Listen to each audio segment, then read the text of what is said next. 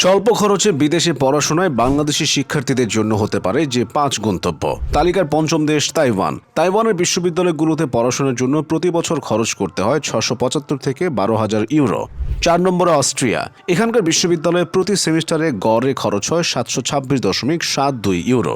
দেশটিতে মাসিক জীবনযাত্রার খরচ 900 থেকে 1000 ইউরোর মধ্যে। তালিকার 3 নম্বরে থাকা দেশটির নাম ফ্রান্স।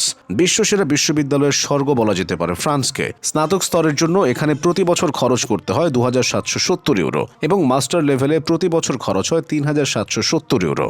দ্বিতীয় স্থানে রয়েছে নরওয়ে। নরওয়ের পাবলিক বিশ্ববিদ্যালয়গুলোতে সকল আন্তর্জাতিক শিক্ষার্থীদের জন্য টিউশন ফি ফ্রি, তবে একজন শিক্ষার্থীর শুধু প্রতি সেমিস্টারে দিতে হয় ইউনিয়ন ফি, যা 30 থেকে 60 ইউরোর মধ্যে সীমাবদ্ধ।